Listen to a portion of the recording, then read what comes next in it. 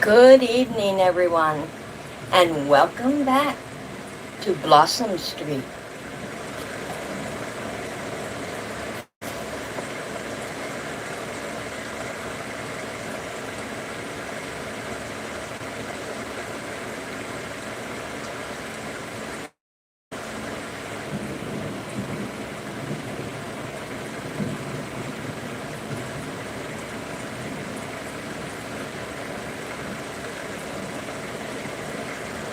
As we left it, to recap, KO found out that the notorious Dr. Jeffries lives in her building. And now we are moving on to Chapter 2. Hi, Paula.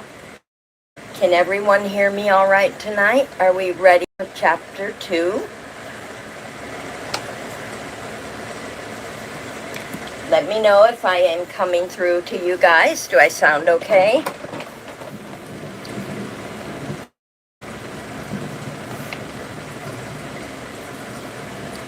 Chapter 2. KO waited until she worked 2 hours straight before she phoned her sister. Zelda was a stay-at-home mom with Zoe and Zara, who were identical twins. Earlier in the year, Zelda and Zach had purchased the girls each a dog, 2 Yorkshire Terriers, which the 2 girls had promptly named Zero and Zorro. KO called her sister's home the land of Z's. Even now, she wasn't sure how Zelda kept the girls straight, let alone the 2 dogs. Even their barks sounded identical, yap, yap, yap, with an occasional yip thrown in for variety, as if they sometimes grew bored with the sound of their own yapping. Zelda answered on the 3rd ring, sounding frazzled and breathless. Yes, she snapped into the phone. Is this a bad time? KO asked. Oh, hi. The lack of enthusiasm was apparent, in addition to everything else.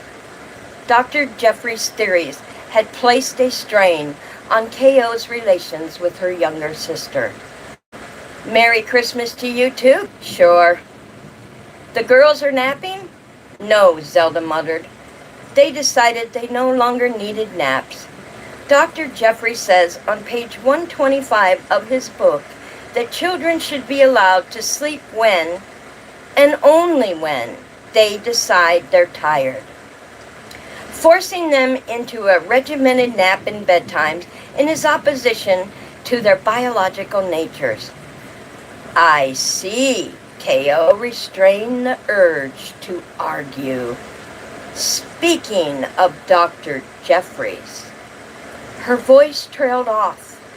I know you don't agree with his philosophy, but this is the way Zach and I have chosen to raise our daughters. When you have a family of your own, you can choose how to parent your children. True, but... Sorry, Zelda cried. It sounded as if she'd dropped the phone. In the background, KO could hear her shouting, and the girls and the dogs. Her shouts were punctuated with the dogs yapping. A good minutes passed before Zelda was back. What happened? KO asked, genuinely concerned. Oh, nothing. As I started to say, I saw Dr. Jeffries. On television? Zelda asked. Only half interested, though. No, in person. Where? All at once, she had Zelda's attention. On Blossom Street.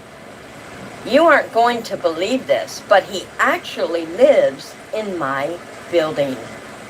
Dr. Jeffries, get out of here. Zelda was definitely interested now. Wait, I heard he moved to Seattle just before his book was published. She took a deep breath. Wow, you really saw him? Uh-huh. Oh my goodness, did you talk to him? Is he handsome in person as he is on his photo? Feeling about him the way she did, Ko had to consider the question for the moment. He's fairly easy on the eyes. That was an understatement, but looks weren't everything. To her mind, he seemed stiff and unapproachable, distant even. Did you tell him that Zach and I both read his book and what a difference it's made in our lives? No, but Ko, would it be too much to get his autograph? Could you bring it to me on the 15th? Ko had agreed to spend the night with the twins while Zelda and Zach attended the company's Christmas party. Her sister and brother-in-law had made arrangements to stay at a hotel downtown. Just the two of them. All the mothers at the preschool would die to have Dr. Jeffries' autograph. I haven't met him, Ko protested. It wasn't like she had any desire to form a fan club for him. But you just said he lives in your building. Yes. Are you sure it's him? It looks like him. Anyway, Levon said it. Zelda gave a small shout of excitement. If Levon says it's him, then it must be him. How could you live in the same building as Dr. Jeffries and not know it? Her sister cried as though Ko had somehow avoided this critical knowledge on this. This is truly amazing. I have got to get his autograph. I'll see what I can do, Ko promised. This was not good. She had hoped to find common ground with her sister, not become a go-between, so Zelda could get her hero's autograph. Some hero. Ko's views on just about everything having to do with parenting were dramatically opposed to those purveyed by Dr. Wynne Jeffries. She'd feel like a fraud if she asked for his autograph. Oh, one more thing, Zelda said with her.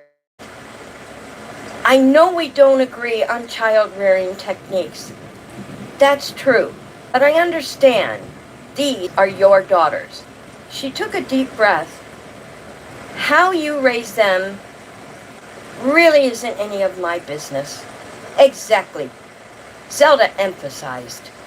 Therefore, Zach and I want you to know we've decided to downplay Christmas this year. Downplay Christmas, Ko repeated. Not even sure what that meant. We aren't putting up a tree. No Christmas tree, Ko sputtered, doing a poor job of hiding her disappointment. She couldn't imagine celebrating the holiday without decorating a tree. Her poor nieces, they would be deprived of a very important tradition. What do you guys think so far? I'm going to go ahead and take a short drink break here, just a quick sip. Let me know in the comments. And if you are new to my channel, welcome to our video podcast. And we are reading the book Christmas Letters by Debbie McComb. And if you haven't hit that like yet, do so now. I would sure appreciate it. And also, hit subscribe and join the fun on our channel. Let me take that short break.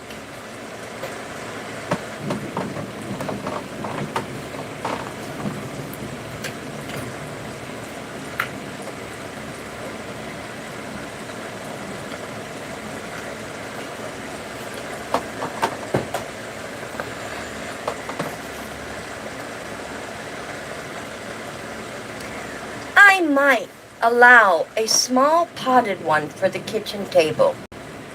Zelda seemed a bit doubtful herself.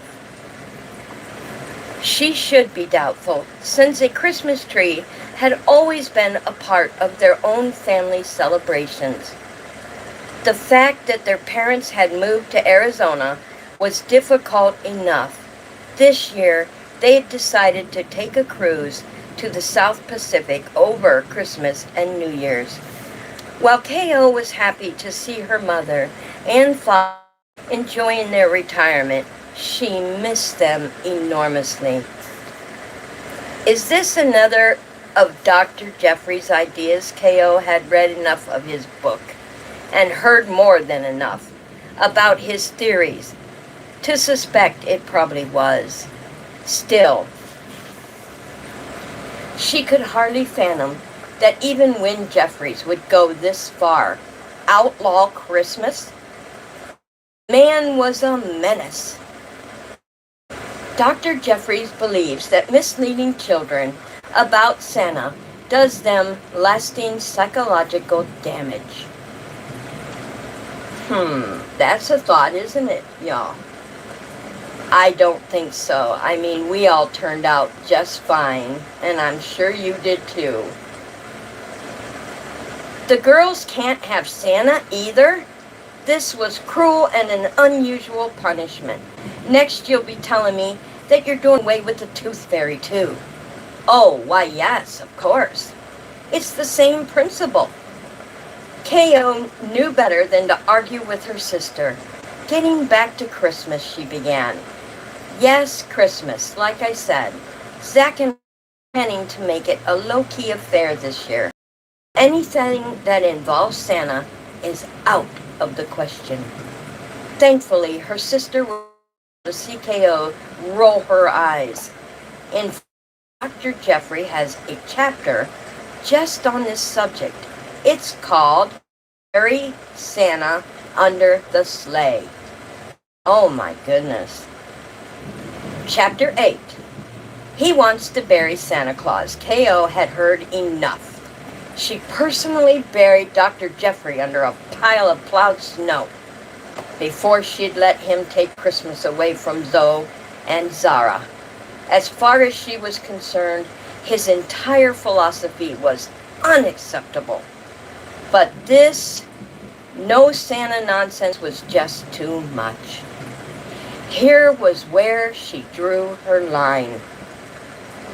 And it was a line in the snow, a line Win Jeffries had overstepped. Haven't you been listening to anything I've said? Zelda asked. Fortunately, I have. Her doorbell chimed. I need to go, K.O. told her sister. She sighed. I'll see what I can do about the autograph. Yes, please, Zelda said with unmistakable gratitude. It would mean the world to me if you could get Dr. Jeffrey's autograph. Sighing again, replaced the receiver and opened the door to find her neighbor Levon standing there. Although standing wasn't exactly the right word. Levon was practically leaping up and down. I'm sorry to bother you, but I just couldn't wait. Come in, K.O. said. I can't stay but a minute. The retired CPA insisted and stepped over the threshold, clutching Tom. I did it, she exclaimed. I saw the future. She squealed with delight and did a small jig. I saw the future of your life. K.O., it happened when I went to change the kitty litter. The kitty litter? That was fitting, since it was where her love life just happened to be at this very moment. In some kind of toilet, anyway.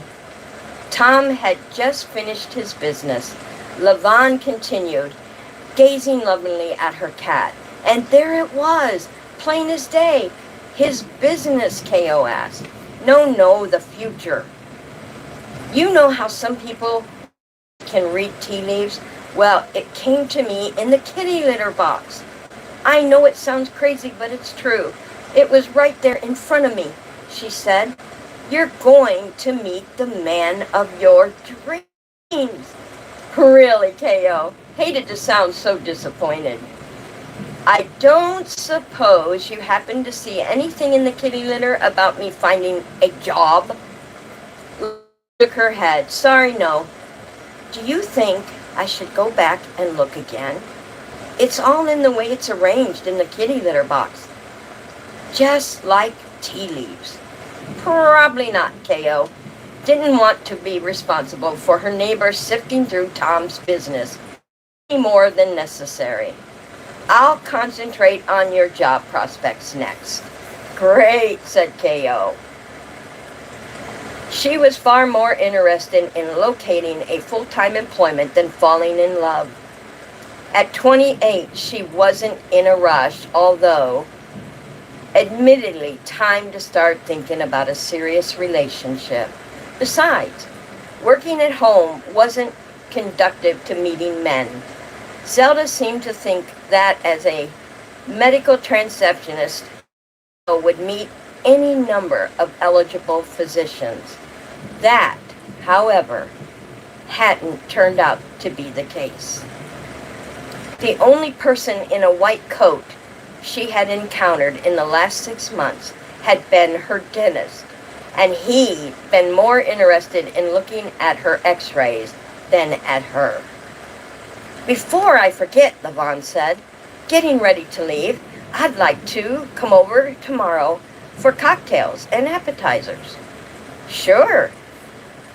It wasn't as if her social calendar was crowded. Thanks. I'll see you at 6, Levon let herself out, and away she went. Concentrate on seeing a job for me, K.O. reminded her, sticking her head in the hallway. The next time you empty the litter box, I mean. Levon nodded. I will, she said. As she left, she was mumbling to herself, something K.O. couldn't hear.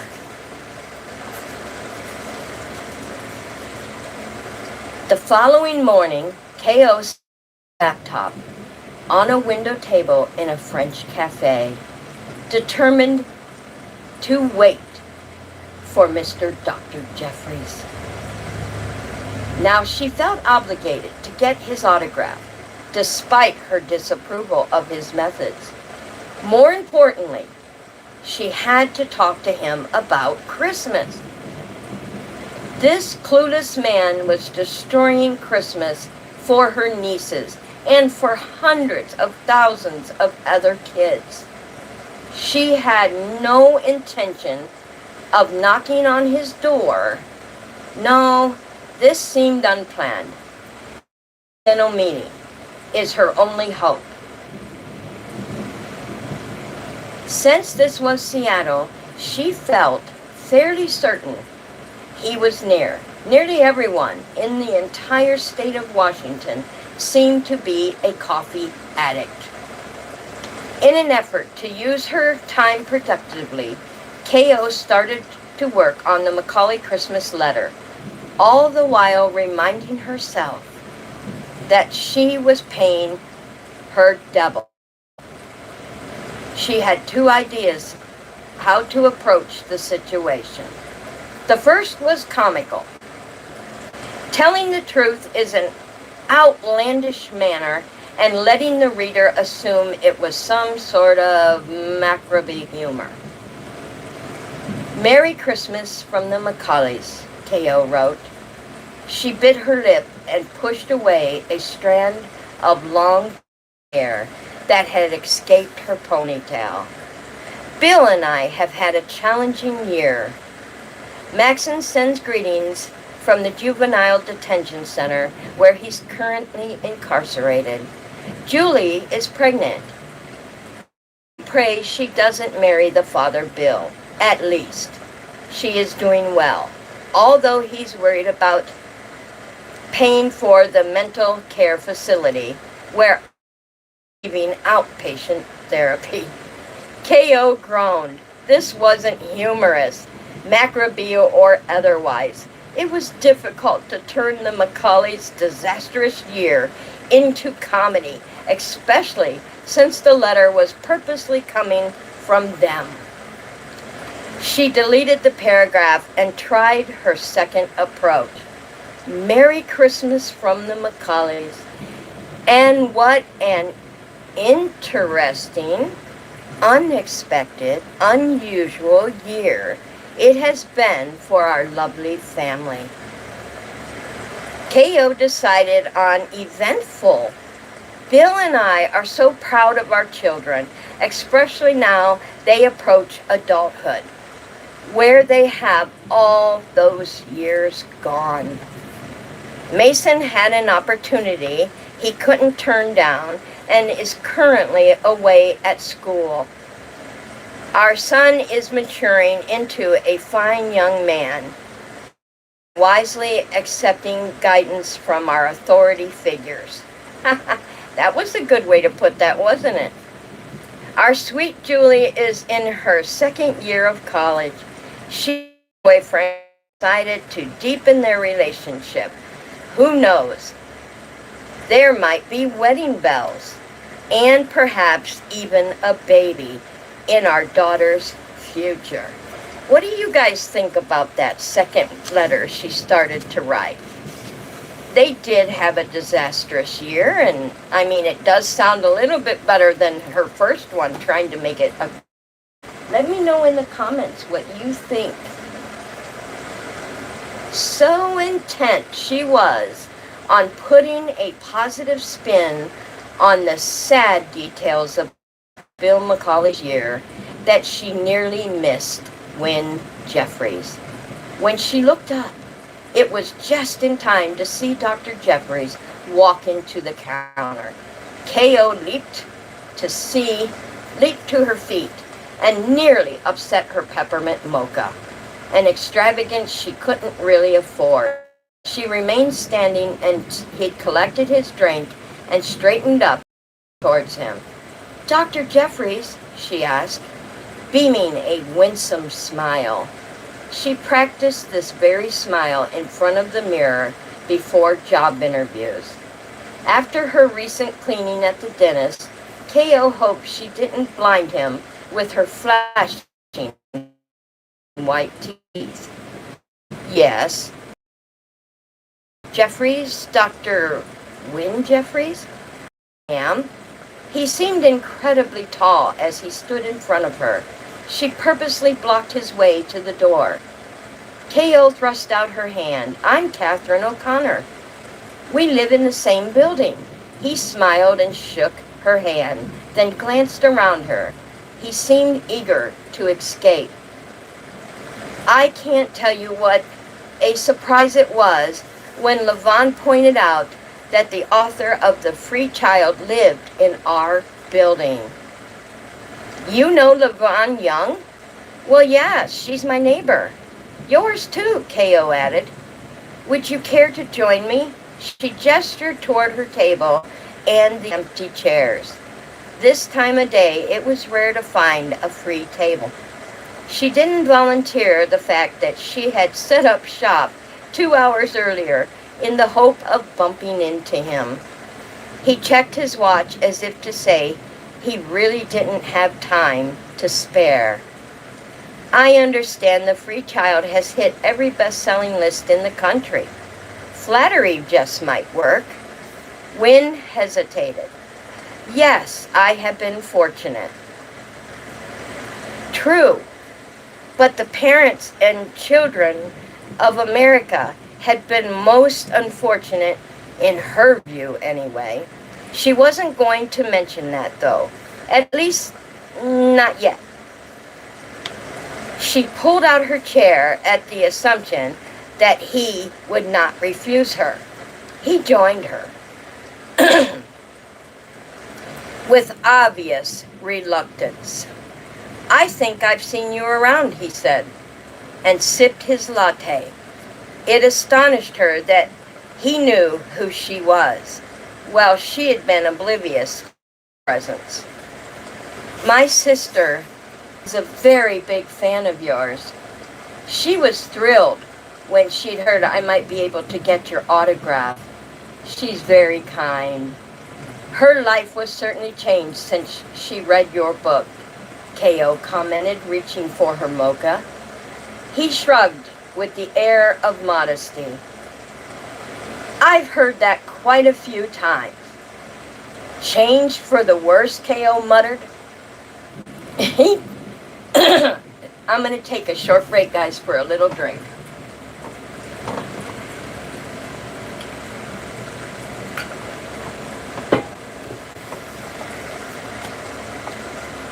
Change for the worse, K.O. muttered. He blinked. I beg your pardon. She couldn't contain herself any longer. You want to take Santa away from my nieces. Santa Claus, where's your heart? Do you know there are children all over America being deprived of Christmas because of you?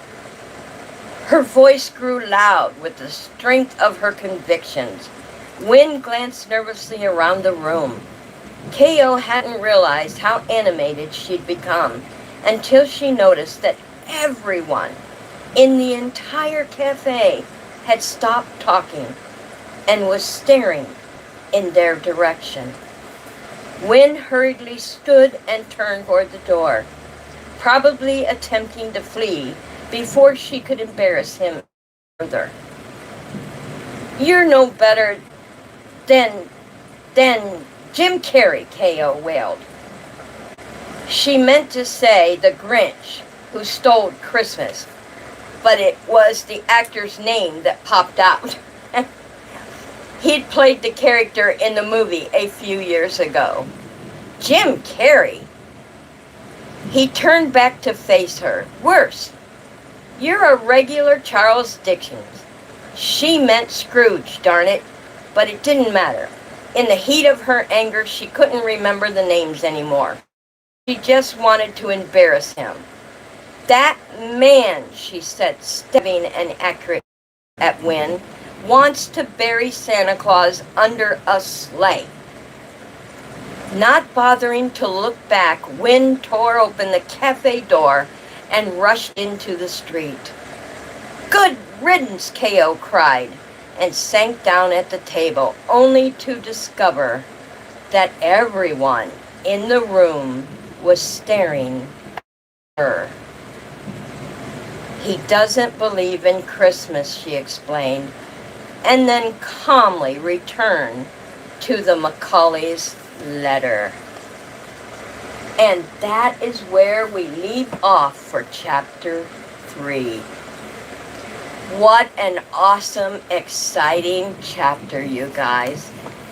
That was very interesting. And here she made every attempt to be so kind and talk to him, and anger got the best of her. And this is chapter 2 of Debbie McComber's The Christmas Letters. And I want to thank you all for joining me on Wednesday nights for our audio podcast. And I hope you enjoyed chapter 2. We have chapter 3 to look forward to now that she told Dr. Jeffries off. What will happen with her sister here on Blossom Street. Thank you all for coming in, and I will see you next Wednesday for chapter 3. Have a good evening.